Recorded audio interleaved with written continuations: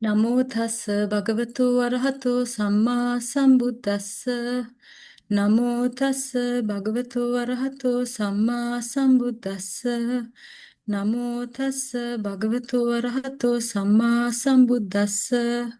Theruvan Saranai. Good evening, Venerable Mahasangha, Sales, brothers and sisters in the Dhamma.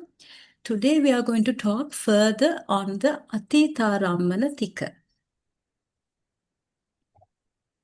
So first, let's refresh our minds about the three terms of the Atītārammaṇa Tika, past, object, triplet. Now, Atītārammaṇā Dhamma, that's the first term, it refers to states that have the past as their object of thought. Then we have Anāgatārammaṇā Dhamma, states that have the future as their object of thought. And Paccuppannārammaṇā Dhamma, states that have the present as their object of thought. Now, during our last lesson, we learned about the different analytical states that are classified under these three terms. But today we are going to learn a little more about those analytical states. First, we will look at the ekanta Atītārammaṇa Dhamma. So what does this ekanta mean? Ekanta means that they always take a past object as their object of thought. So there are two such categories of dhammas that take Atītārammaṇa Dhamma at all times. These are the Viññāṇaṃ and the Neva Saññā Nāsaññāyatana. So you must remember when we have just mentioned only the term Viññāṇaṃ and Neva Saññā Nāsaññāyatana. But you must remember that it refers to all three types of consciousness, the kusala, vipaka and kriya of both these groups, together with their 30 cetasika. So these two categories of chitta, they are arupavachara chitta, immaterial sphere consciousness, and altogether there are 6 consciousness here. Next we come to the Anāgatārammaṇa Dhamma, and there are no ekanta Anāgatārammaṇa Dhamma. So during our last lesson, we learned that the Anāgataṃsaññāna and the Cetopariyañāna can take a future object as their object of thought. However, they are not ekanta. The meaning is because both those types of consciousness belong to the 4th jhana. They are abhijñā chitta, and they belong to the 4th jhana. And if you take the 4th jhana consciousness, they can take a whole range of dhammas as their object of thought, not just Anāgatārammaṇa Dhamma. That is why we say that there are no ekanta Anāgatārammaṇa Dhamma. Now we come to the last category, the ekanta Paccuppannārammaṇa Dhamma. The dhammas that always take a present object as their object of thought. So here we get 13 chittas, the 2 sets of 5 consciousness, the dvipancha viññāṇāni, and the 3 mind elements, the tisso mano dhātu, which are the 2 sampatichana and the panchadvara vajjana chitta, together with the 10 mental factors that are associated with them.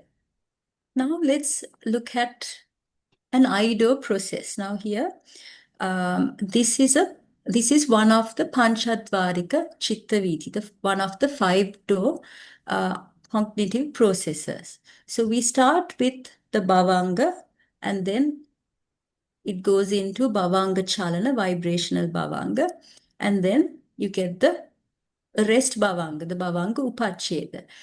And subsequently, in position 4, we get the Panchadvara Vajjana Chitta, the 5 door adverting consciousness. So this is basically the start of this Aido process.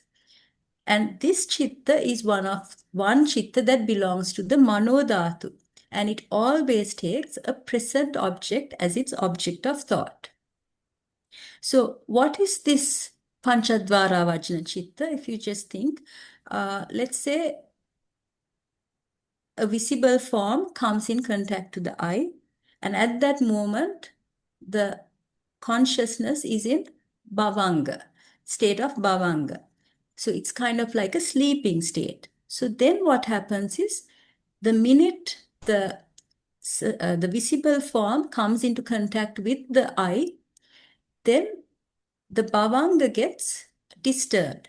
And then that's why we call it vibrational bhavanga. And then subsequently, that bhavanga will occur again, and the process of bhavangas will arrest at that point. And in its place, a new chitta will arise called panchadvara vajjana chitta. Now, this chitta, what it does is, it starts looking from which sense door did this did I get disturbed? So it's looking from which sense door. So this the task of this consciousness is to find out from which sense door this object has entered into the sense, to the kind of come into contact with the sense doors. So once that is found out, then arises subsequently the chakku viññāna, or the eye consciousness. Now, eye consciousness is one out of the two chittas. So we have a ahetuka chakku viññāna, ahetuka, they're both ahetuka chitta. We have the akusala vipaka chakku viññāna as well as the kusala vipaka chakku viññāna. So it can be one of the two, depending on what kind of object came into contact. And soon after, we get the sampatichana, or the receiving consciousness. Now, this again is part of the mano dhātu. So we said that the mano dhātu consists of three consciousness, panchadvara vajjana and the two sampatichana. And these two sampatichana can be either akusala or kusala vipaka. So one of the three will arise here at position 6. Now here we have highlighted numbers 4, 5 and 6. All these chittas are ekanta Paccuppannārammaṇa dhammā. They always take a present object as their object of thought. Next, we have in our chitta-viti, in our cognitive process, santirana. Santirana are one out of three consciousness. We have one akusala vipaka santirana and two kusala vipaka santirana chitta. Then we get the vottappana. What is vottappana? Vottappana is the determining consciousness, and it is the function is performed by the manodvara vajjana chitta. Next comes 7 javana chitta, and the javana can be one out of 29 chitta. What are these 29?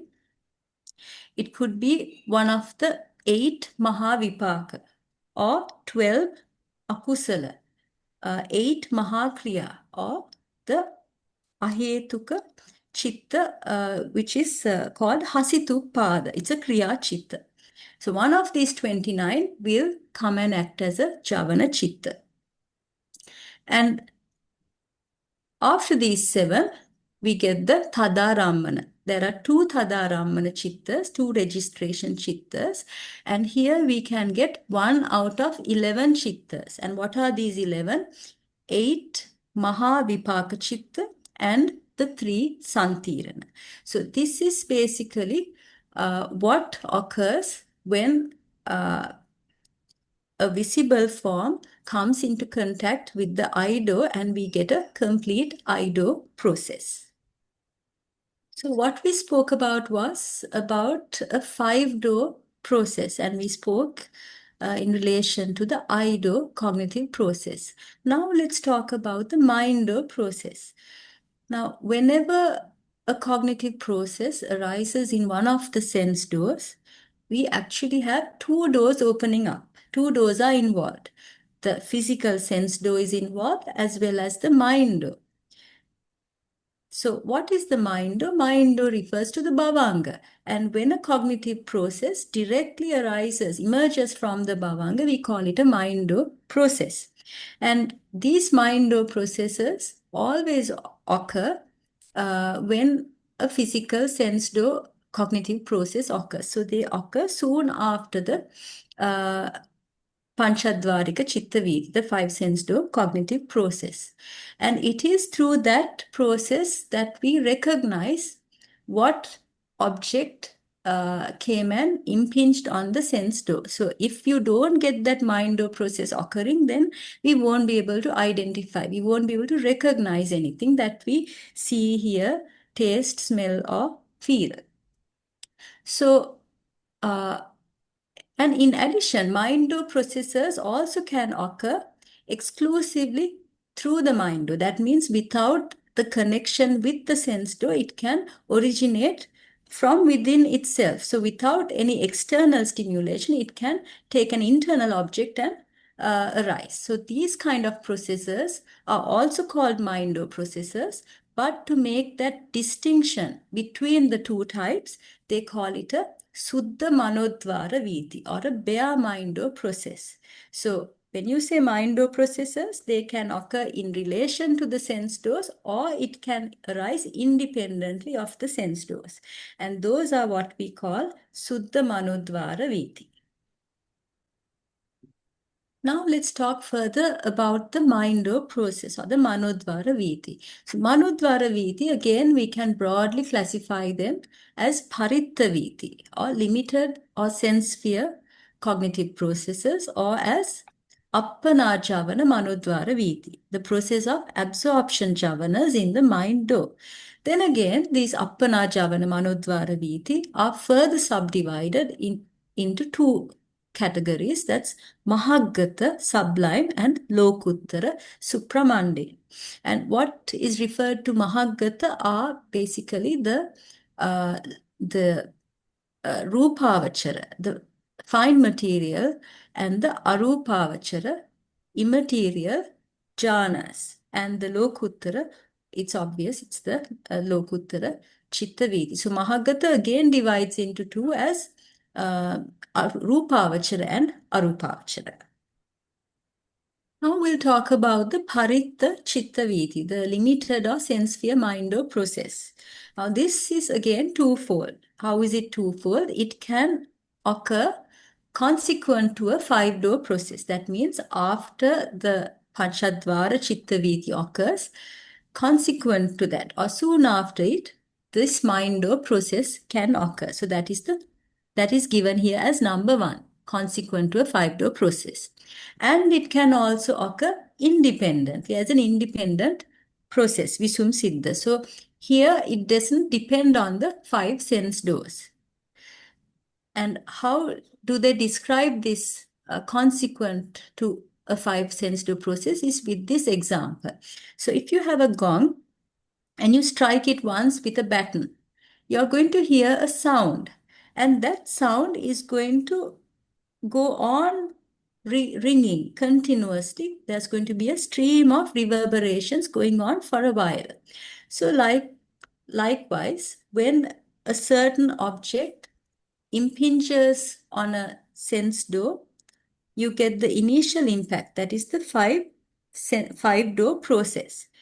Once it ceases, soon after a mind door process begins, and then you get a sequence of several mind door processes occurring. So they occur as a sequence, one after the other, and that is how we identify what we have perceived from one of the sense doors. So these processes are called consequent processes, Anubandhaka Chitta Viti. And again, they are taken as fivefold because we have five sense door processes as eye, ear, nose, tongue, and body. So again, you can further subdivide these consequent processes, these Anubandhaka Chitta Viti, into five. So Ledi Sayadaw was a Burmese monk, and he was very well known for his knowledge on Abhidhamma, as well as he was also known to be a great developed meditator. So he explains these consequent processes, and what he says is it is through these consequent processes that we distinctly recognize certain objects. So he gives an example. For example, if you take an eye door process, first you get what is called a conformational mind or process, tadanuvattika manodvara viti, which reproduces in the mind door the object that was just perceived in the sense door. So it's like a mirror image. It reproduces that object in the mind door. Then it grasps that object as a whole. It processes, recognizes the color. Then there's a grasping of the entire entity and a process of recognizing the entity. Then a process of grasping the name and finally recognizing the name. So it is not through one cognitive process that a person recognizes an object, but through a sequence of cognitive processes. So when it comes to the five sense door, we take in the object through the five sense door process, and then we process it through several mind door processes. And that is what is mentioned here according to Ledi Sayadaw, according to his explanation. So what we must understand is the moment a visible form comes into contact with the eye, we do not recognize that object. It's a whole process that takes place before we are able to recognize that object. So again, there's a further clarification here how to kind of understand that process. So here the example is given by taking a flame and by whirling it very rapidly, round and round. So what happens is when you do this movement, you start to perceive that single flame of fire as a circle. So it's actually an illusion. Or if you take a movie, what is a movie? A movie is actually, they have individual shots, individual like photographs, which are run at a very rapid speed. So it gives us the illusion that whatever object on the screen is actually moving. But it's the rapid movement of those single frames or the single shots that are moving at a fast speed. So similarly, what the mind does is there are several cognitive processes that are going very rapidly, one after the other, and processing all the information that enters through our sense doors. And then it gives us a conclusion saying, okay, I can see this blue flower, or I can see this whatever object in front of me, the screen in front of me. But actually, it's a whole process or a synthesizing function that takes place between the five sense door processes and the subsequent, the anubandhaka chitta viti, the mind door processes. So we have to understand that it is not a single process, but multiple processes that finally gives us the conclusion that I see this particular object. Those were the mind door processes, the anubandhaka mind door processor or the consequent mind door processes. Now we are going to talk about the independent mind door process. Now one might think, how can a mind door process occur entirely on its own and without having any preceding sense door process? Now again, the answer to this question is given by Ledi Sayadaw, where he says that there could be various ways for this independent mind door process to occur. So the methods given is through what was directly perceived earlier. Let's say I have seen a particular, let's say I know what a sunflower looks like, and then all of a sudden I may remember a sunflower without perceiving it directly from a sense door at this moment.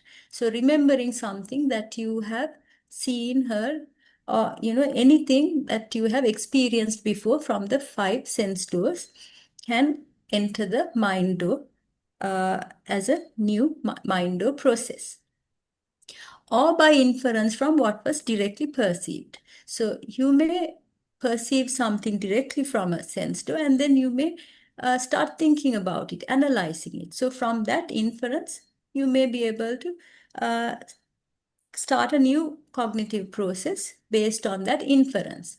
Similarly, from something that you have heard, from what was learned by oral report, something you have heard, or by inference from what was learned by oral report, on account of belief, opinion, reasoning, reflective acceptance of a view, by the power of kamma, psychic power, disturbance of bodily humors. Now, what is this disturbance of bodily humors? What does it mean? Now, in Eastern medical traditions, such as Ayurveda, they talk of illnesses in relation to the four great elements, that is, Patavi, Apo, Tejo, Vayu, and Akasa, space as well. They talk in relation to disturbances of the balance of these elements. So, for example, if you take Ayurveda, they talk of three doshas, three imbalances, which are called Vata, Pitta, and Kapha. Vata means the air element together with space. There's some imbalance there. Then Pitta dosha are fire element together with a little bit of water element, but it's mainly fire element. There's a disturbance of that. Kapha refers to the earth element together with water, but mainly earth. So if there's a disturbance, then there's a kapha dosha.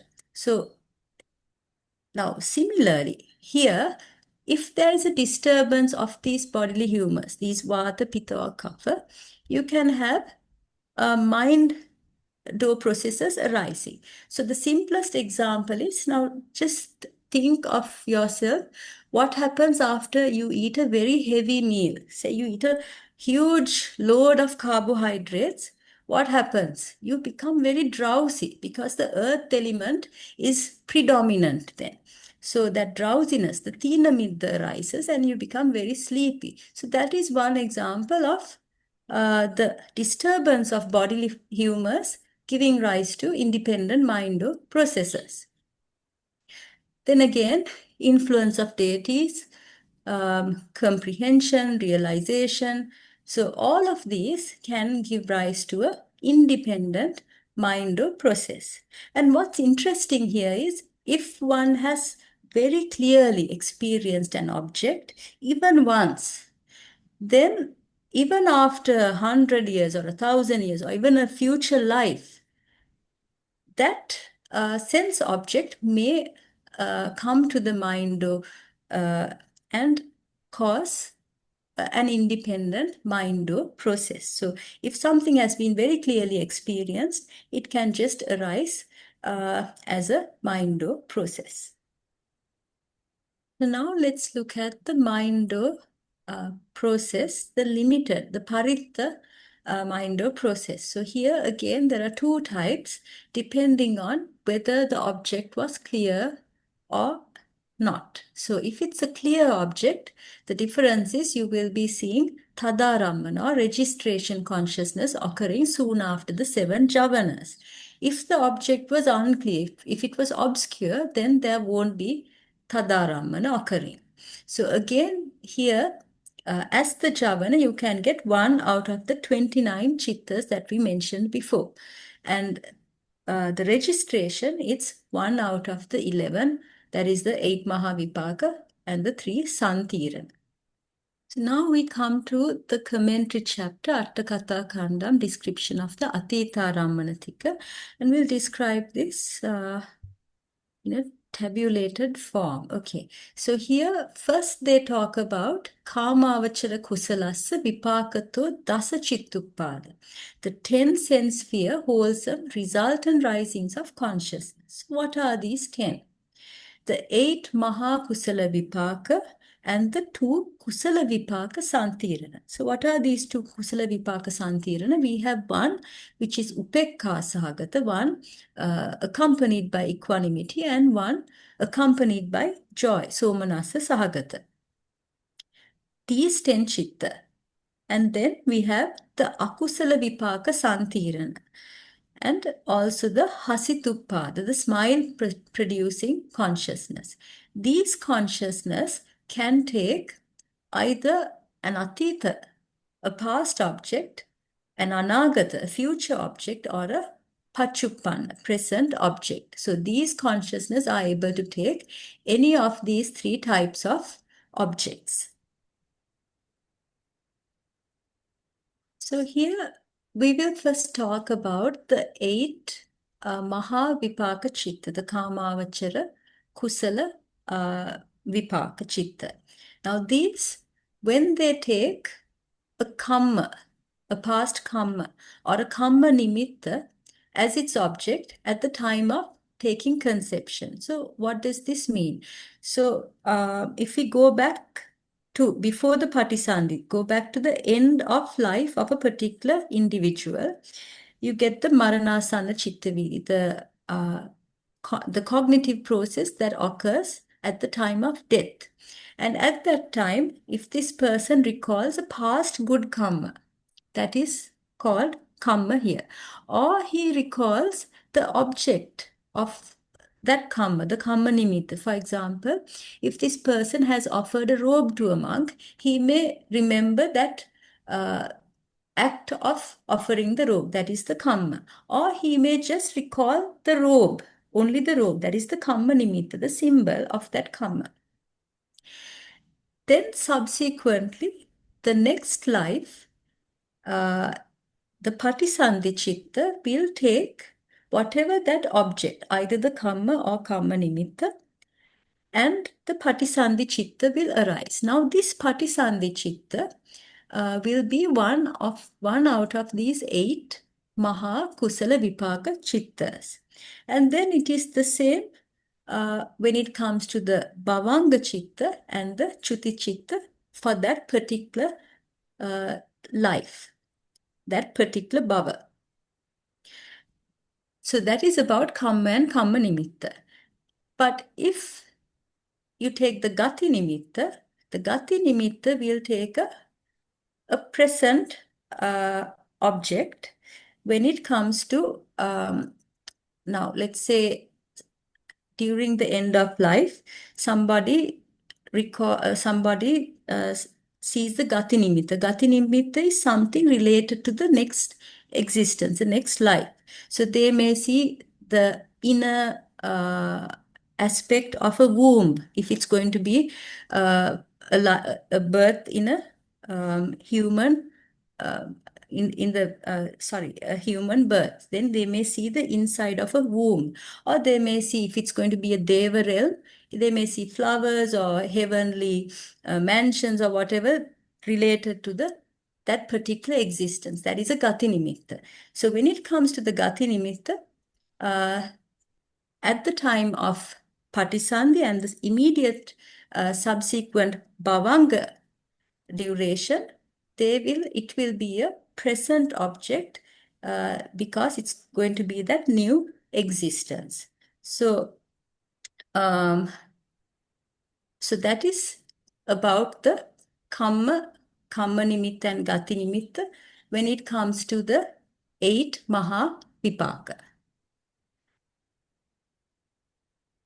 So next, when we take these 8 Mahavipaka, they also arise as Atītārammaṇa Chitta. So Atītārammaṇa are the Chitta that occurs immediately after the Javana.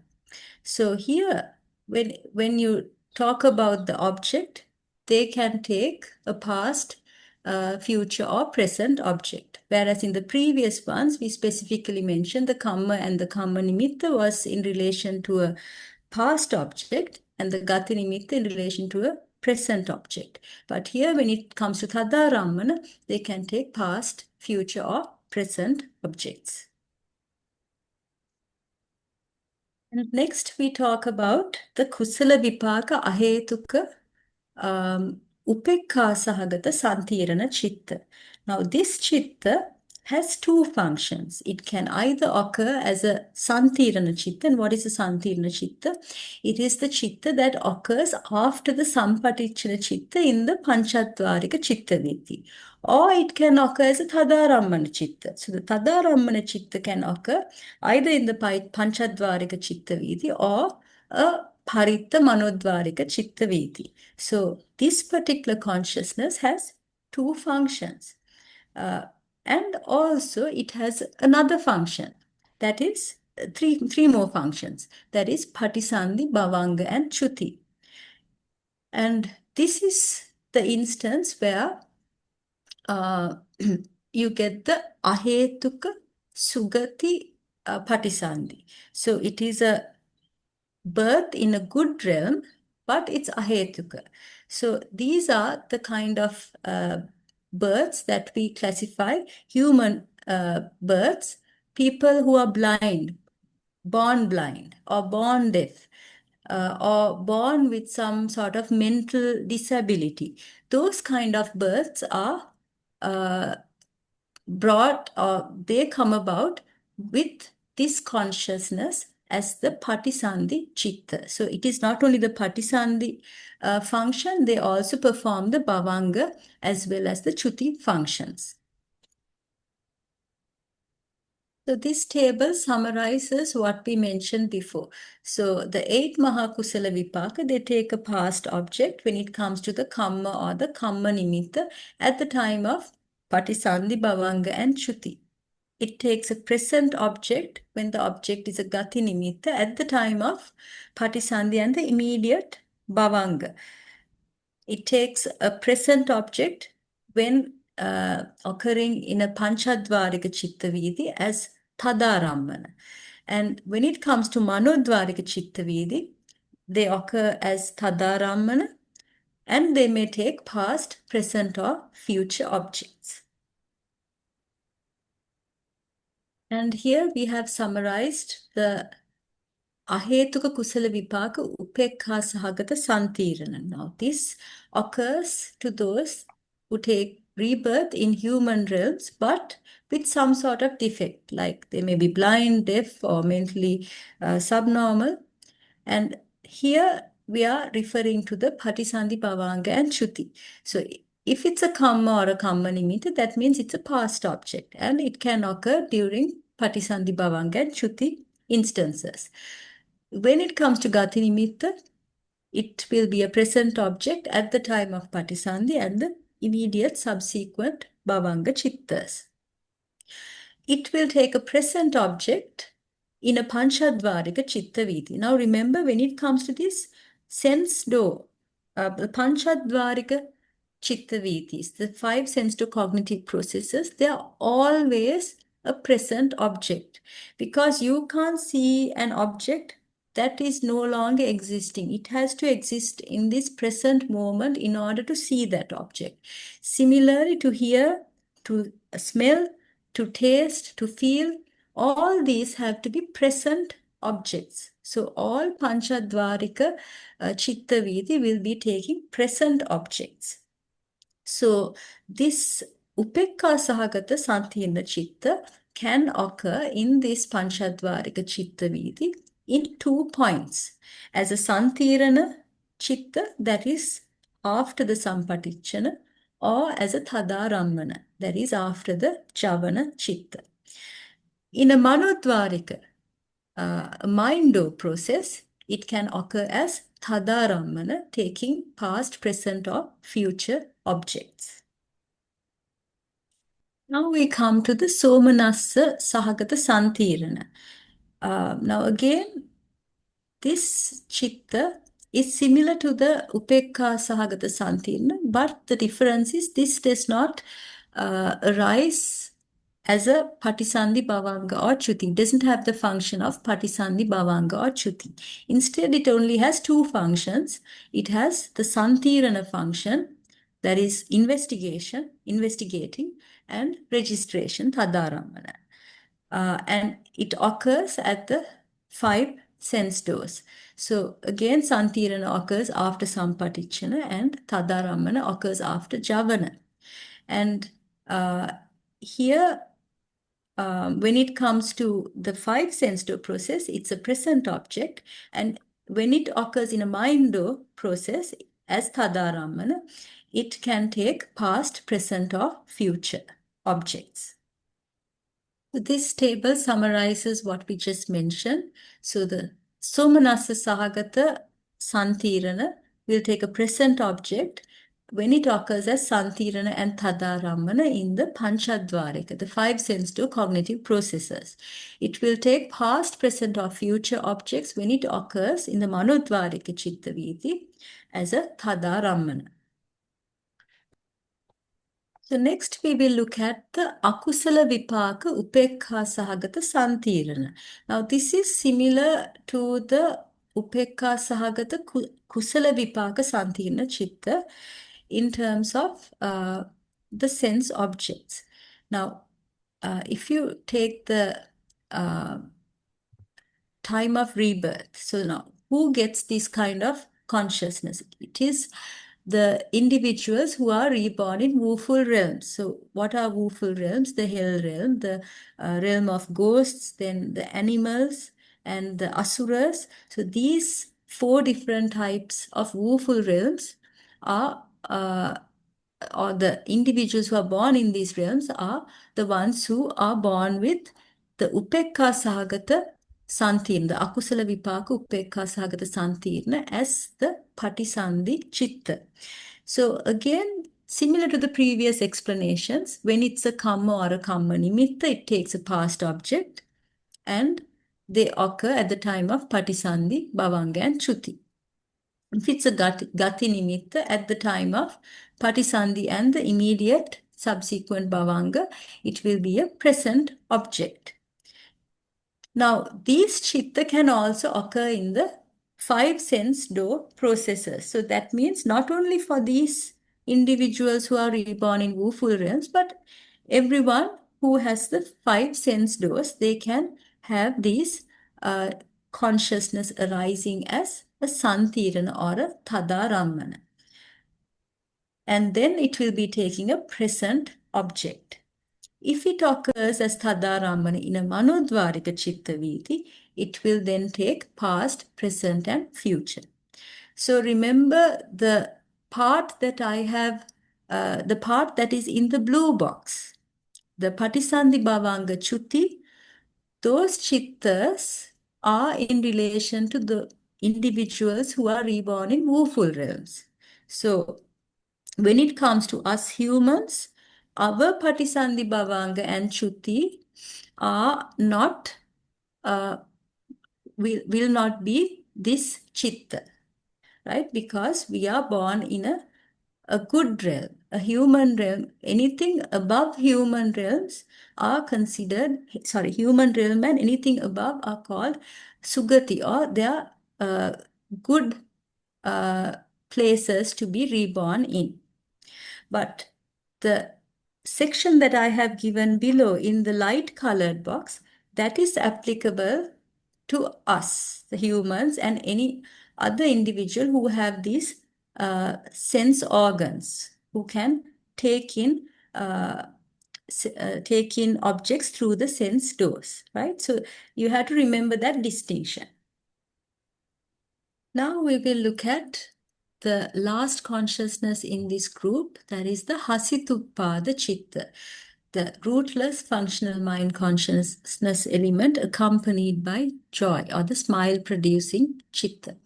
Now this chitta takes a present object when it occurs in one of the five sense-door cognitive processes, the Panchadvarika Chitta Viti. Now, at which position does this Hasituppada Chitta occur?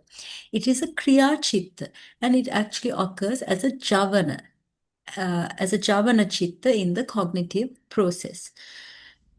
It can take a past, future, or present object when it occurs in the mind-door processes. And you must remember that this is a chitta that occurs only to arahants, and this is the chitta that generates laughter. Now let's look at the next section of the commentary chapter. Now in this next section, it talks about the 8 Kamavachara Kusala, the 8 sense sphere wholesome consciousness, the 12 Akusala, unwholesome, and 9 Kriya. What are these 9 Kriya or 9 functionals? These are the 8 Mahakriya and the Manodvara Vajjana. And also the 4th Jhana, the fine material sphere, 4th Jhana, Kusala and kriya, wholesome and functional chittas. These chittas can take Atīta, Anāgata, Paccuppanna. It can take past, future, and present objects. And at the same time, they say that it cannot be stated as having past, future, or present objects. That means they can also take objects that are not classified as Atīta, Anāgata, and Paccuppanna. Basically, things like concepts and Nibbana. Those are what comes under this category. So we'll look at these in the next couple of slides. So first we will look at the 8 Kamavachara Kusala, the 8 sense sphere wholesome consciousness. We'll first divide them broadly into 2 groups.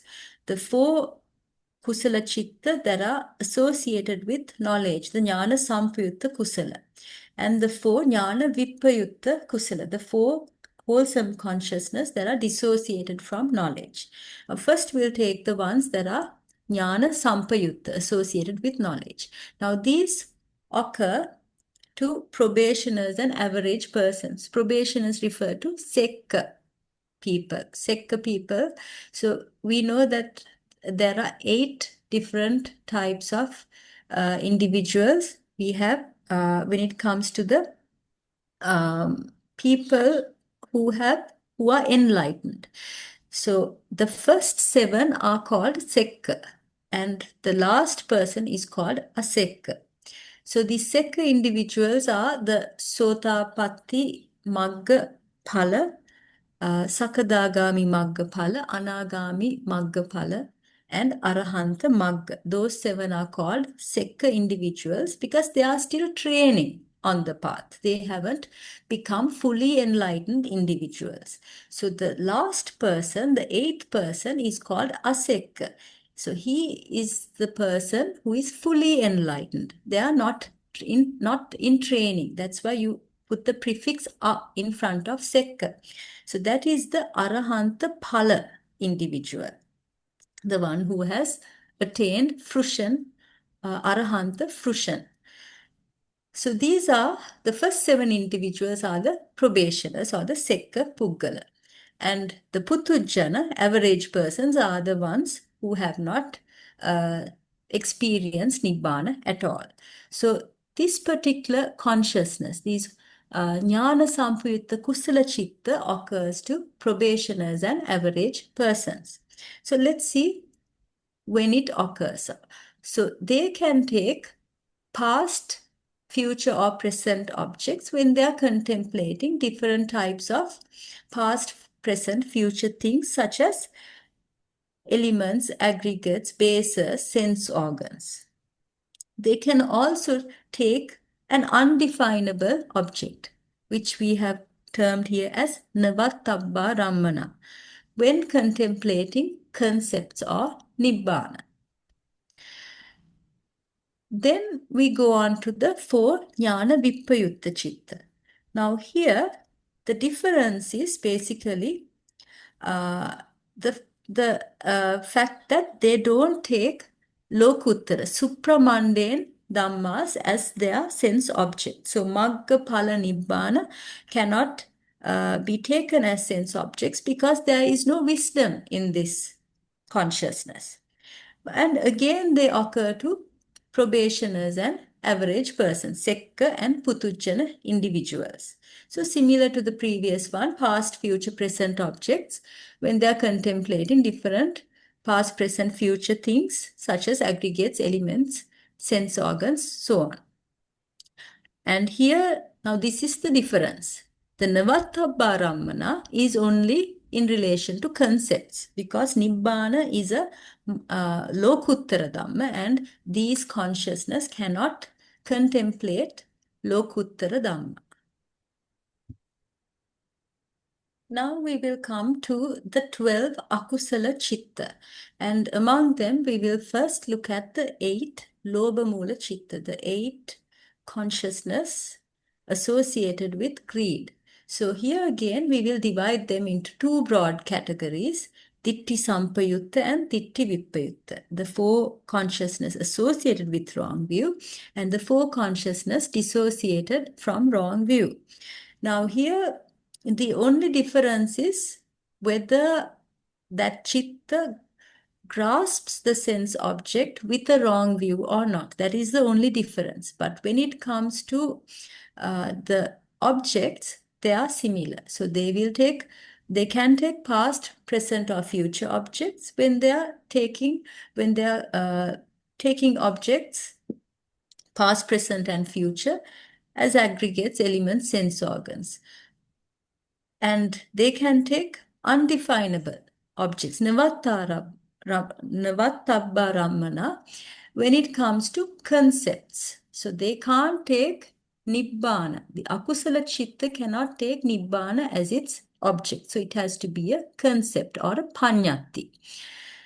Now, this is applicable for both Ditti Sampayutta and Ditti Vippayutta. The only difference is whether there is grasping with wrong view or not. So that is the only difference between these two groups. The objects are the same. Now let's look at the next 4 chitta, the next 4 akusala. So first we will take the 2 dosa mula chitta, the 2 consciousness associated with hatred. So the patika sampayutta chitta. Again, similar to the previous group, they take past, present, or future objects. When they're grieving about things, or when they're having some sort of aversion towards things, and they may take them as aggregates, elements, bases, and so on. Or it could be undefinable objects when it comes to concepts, when they are grieving or having some sort of aversion towards regarding a certain concept. Again, here we don't get Nibbana. Then the next 2 chitta are the 2 moha mula chitta, the 2 consciousness associated with delusion. This is the vichikicca sampayutta, the consciousness associated with doubt, and the consciousness associated with distraction, the uddacca sampayutta chittas. Again, they can take all of these types of objects, past, future, present, as well as concepts. So when they have not reached a decision, that is when the vichikicca chitta arises. When there is some sort of agitation, that is when the uddacca chitta arises. Next, we come to the 8 kriya chitta. Now again, we will divide the 8 sense sphere functional chittas into 2 categories: the 4 jnana sampayutta, associated with knowledge, and the 4 jnana vippayutta, dissociated from knowledge. Now here, these kriya chittas, all 8 of them, occur only for arahants, asekka puggala.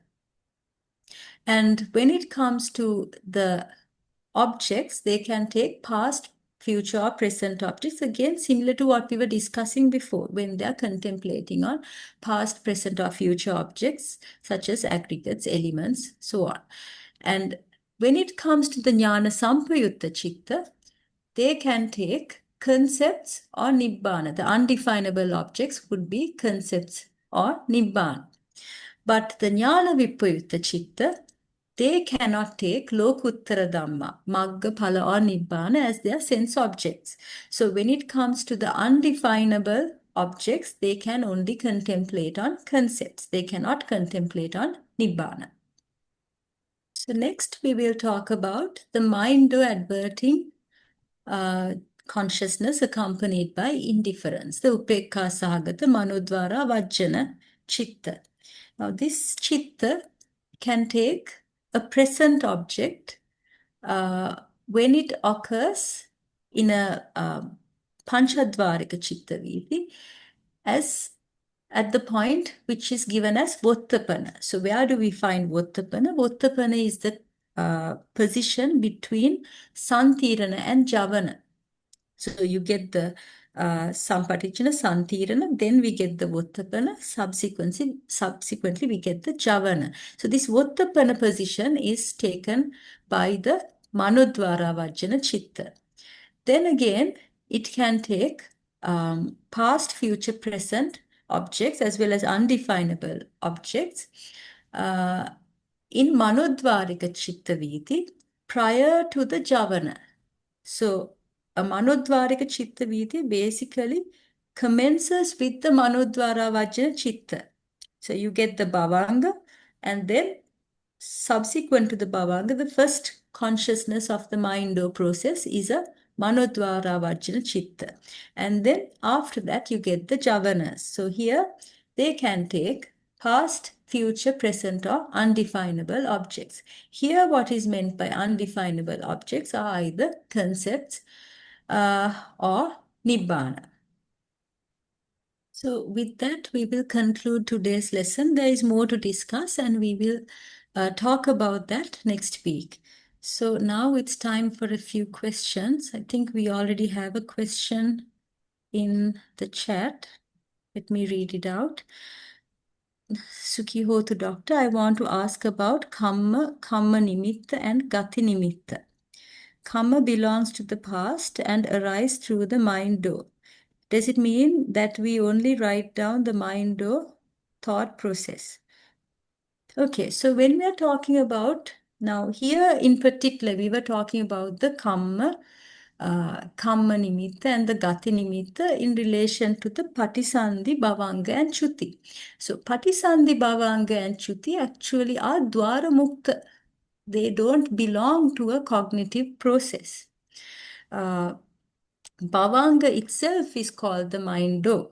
So here we were what we were talking about today, in relation to kamma nimitta and gati nimitta, they are not, they don't belong to a particular cognitive process. They are independent of a cognitive process. In other words, what it means is that whenever we are not actively taking any sense object, that is the time when these kind of chittas occur. So for instance, the very first consciousness that arises in a bhava is the patisandhi chitta. So it arises, that's the first of this particular existence. Then we get the bhavanga. So whenever we are not actively taking any internal or external sense object, then we are going to have bhavanga chitta, because it's the bhavanga chitta that maintains the continuity of this existence. If there was no bhavanga, then there will not be any continuity of this stream of consciousness. So here it actually does not belong to any process, the patisandhi, bhavanga and chuti. Then here the next question for gati nimitta, does it belong to the present and arise through the 6 doors or only through the mind door that we called panchadvara, manodvara, viti? Thank you, doctor, for the explanation. Right. So again, it's the same for gati nimitta. Again, when it comes to patisandhi, bhavanga, chuti, we are not talking about any cognitive processes. They are called dwara mukta. They are independent of the cognitive processes. So again, the same answer goes for gati nimitta. Is that answer clear? Okay, a little extension to that question. So the question is actually asked in relation to the Maranasanna Viti, and yes, in Maranasanna Viti, Kama Nimitta can arise with 6 doors. Okay, so, with reference to the Maranasanna Viti, when it comes to the kamma nimitta and gati nimitta, again, it is not through the 5 sense doors, because these are, now if you take the kamma and the kamma nimitta, it's a past action that is being recalled. So there is no direct connection with the 5 sense doors. So these are suddha manodvarika chitta viti. So they are mind door processes that occur when it comes to these 3 kamma nimitta and gati nimitta. We have another question. Sukhihotu Doctor, can I ask regarding kamma nimitta? Kamma nimitta can be present object too, right? When the kamma nimitta appears in the 5 sense doors, especially. Okay. Now here, this kamma nimitta, kamma nimitta, gati nimitta, these are things that actually occur towards the end of life, when the person is about to die, basically. So it's, if you take it as a present object. Now, let's say if I'm performing a wholesome action, I'm giving a dana at this very moment. That is not called a kamma nimitta. So that is an action that I'm doing in the present moment. Let's say towards the end of life, I remember it, then it becomes a kamma nimitta in that context, in the maranasana chitta viti. So if we are talking about, now here we were talking about this kamma nimitta in relation to the patisandhi bhavanga chuti chittas mainly, when they arise. That's why we brought these three terms. But when we are performing a kamma at this moment, then what we are getting would be the, let's say if it's a wholesome action, we'll be getting a maha kusala, kamavachara kusala chitta. And during that chitta viti, there may be Atītārammaṇa Tika. Then we can have Mahavipaka Chitta arising in relation to that present object. That's a different entity. That is as Atītārammaṇa. But here what we were talking were the Patisandhi Bhavanga Chuti. Then it will always be a past object. So the context is a little different.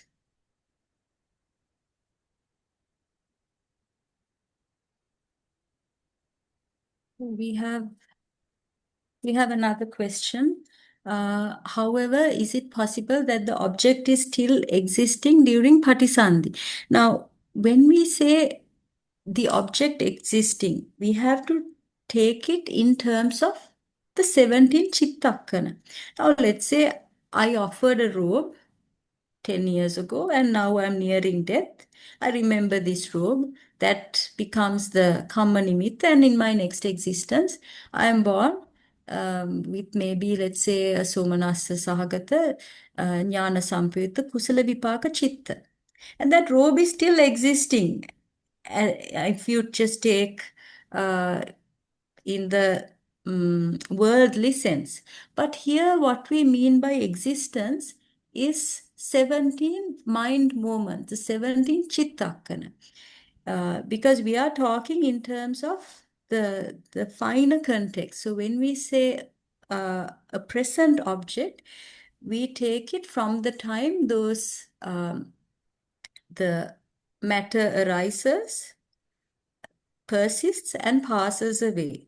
And then if you take after 17 chittakkana, that is not the same object anymore, because matter has arisen and passed away. So we can't take it as existing as the same object. Now it is a different object because time has lapsed. So that robe may be still existing, but it is not the same robe anymore. That is the whole process of anicca. So here, when it comes to Abhidhamma, we are talking in that context. Right, so there is another question, but why in Abhidhammatthasaṅgaha it is said that kamma nimitta belongs to the past and present and through the 6 doors? Now again, this is what now in the Abhidhammatthasaṅgaha they are talking about the maranasana chitta viti. So that is the cognitive process immediately before the patisandhi chitta. Now here we were talking about not the maranasana chitta viti. We were talking about the patisandhi bhavanga and chuti chittas of the new life. So when it comes to the maranasana chitta viti, let's say the person is nearing death and somebody reminds this person of the good deeds he has done in the past. That could be one instance where he gets the kamma nimitta or the kamma through the ear door. So that's one instance. Or maybe he may see something and that may remind him of a past karma or a karma nimitta. So that may be an instance where it comes in through the 6 doors. But when it comes to the patisandhi chitta, there is no involvement of any sense doors, because basically there are no sense doors at the time of patisandhi. If you take the human existence at the time of patisandhi, we get 3 sets of rupas, kalapas that arise. We get the kaya dasaka, vattu dasaka, bhava dasaka. So there are no sense organs. There are no doors at that particular. Only those 30 rupas, those 3 kalapas that arise. So there is no possibility of having any input from the sensor. So it's purely a manodvarika. It's purely the mind. The mind only is basically, there's no other external input. So the Abhidhammatthasaṅgaha is probably, I can't quite recall this section, but it's probably referring to the Maranasanna Chittaviti. So we have another question. Why does Akusala Chittuppada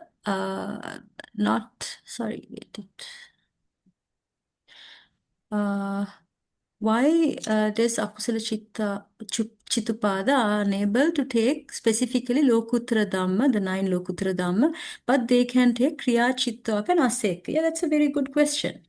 Now, first, let's think about the Akusala Chitta. Akusala Chitta, what do they have as mental factors? They have moha. There is no wisdom in Akusala Chitta. There is uddacha. They have a lot of defilements connected to that consciousness. Whenever consciousness is defiled, when there is agitation, uddacha, when there is when there is moha, those kind of consciousness cannot take something pure like a Lokuttara Dhamma as its sense object. And even when it comes to the Kāmāvachara Kusala and the Kāmāvachara Kriya, which are dissociated from knowledge, the Jnana Vippayutta Mahakusala and the Jnana Vippayutta Mahakriya, even those chitta can't take Lokuttara Dhamma as their sense object because there's no wisdom. You have to have wisdom in the consciousness in order to take the Lokuttara Dhamma as their sense object. So that is why these Akusala Chitta can't take Lokuttara Dhamma as their sense object. There's no wisdom and there is a lot of defilements, a lot of agitation within them, a lot of moha. Then what about the Kriya Chittas of an Arahant? So Kriya Chittas, what are Kriya Chittas? These are Kāmāvachara Dhamma. They are not pure Dhammas like these Lokuttara Dhamma. They are Paritta Dhamma. So they can be taken by the Akusala Chittuppada as well as the Jnana Vippayutta Kusala or Kriya Chittuppada as their sense object.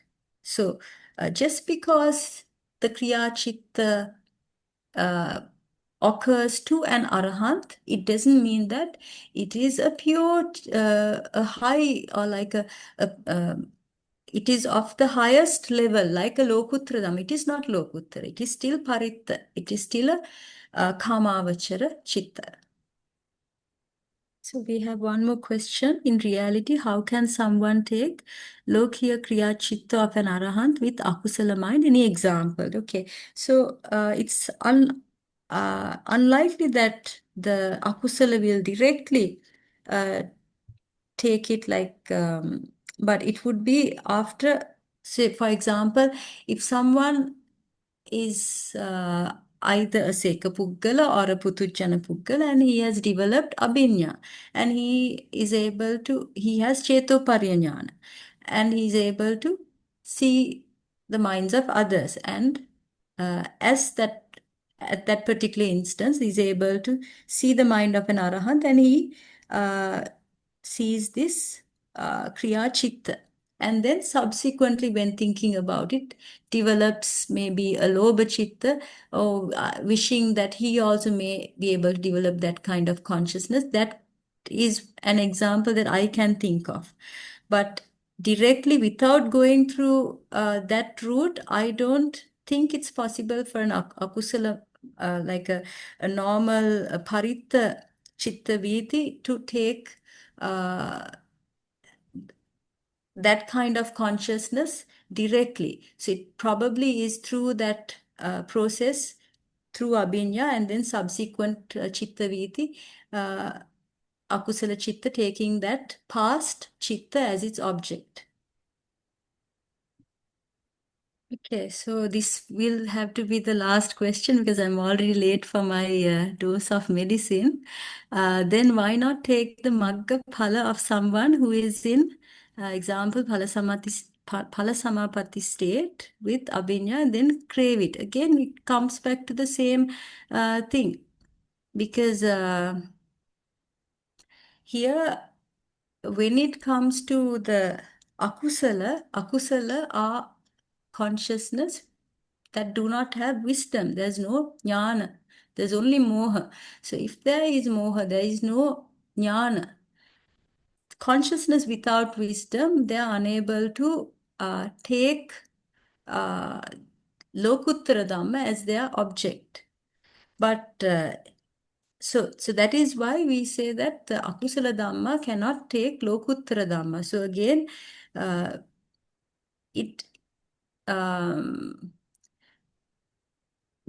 let's say this person was able, through abhinya, was able to see a magga or phala. Again, who can see magga and phala? Okay, so it can't be a putujjana. It has to be someone higher. Let's say if it's a seka puggala, he can see only a magga or phala of another seka puggala. He can't see anything higher than that. He can see only up to his level. So he won't see anything higher. So that also needs to be considered here. So let's say a putujjana person cannot, even with abhinya, they cannot see magga phala anyway. They cannot see nibbana because they have not experienced it. So, so that is why we say it is not possible for an akusala chitta to take magga phala nibbana as their object. So there's no wisdom there. There is only agitation. There is only moha there. All right. So we'll end our class for today. If you have any more questions, I have a lot of questions to be answered from what you have asked before. Sorry, I didn't have time to answer them, but we'll try and make another video hopefully during this week. But you can forward whatever other new questions you've got, and we can try and cover them during the next lesson. 对不起呢，老师道歉说呢，由于时间的关系呢，他需要去用药，所以没有办法继续回答大家的问题。那大家有什么问题呢？大家可以发到老师的电邮，而且呢，老师也道歉说呢，因为之前呢可能有些已经发了很多问题，可是老师之前呢都没有办法去回答这些问题呢。但是呢，大家不用紧，大家还可以把问题发给老师。那老师在这个星期之内呢，去尽量找时间，希望呢可以可能或许下一堂课，那为大家解答这些问题。So our next lesson will be on the 5th of October. Brother JJ, are you okay for the 5th of October? I couldn't ask you. Okay, I'm okay. Okay. Okay, it's time for, we'll quickly, let me share okay, let's share merits. Now I would like all of you to join me. Akasatta ca bummatta devanaga mahittika punyantang anumoditva chiran rakkantu sasanam chiran rakkantu desanam chiran rakkantu mamparam idam me ñāti nang hotu sukita hontu ñāteo idam me ñāti nang hotu sukita hontu ñāteo idam me ñāti nang hotu sukita hontu ñāteo Imina punya kammena mame bala samagamu satan samagamu hotu yava nibbana pattiya. Yava nibbana pattiya. Idam me punyang asavakya vahang hotu. Idam me punyang nibbanassa paccayo hotu. Mama punya bhagang sabba sattanang bhajemi. Te sabbe me samang punya bhagang labantu. Sadhu, sadhu. Buddha sasanang chirantittatu. Buddha sasanang chirantittatu. Buddha sasanang chirantittatu. Sadhu, sadhu. Sadhu, sadhu, sadhu. Dr. Dr. Thank you.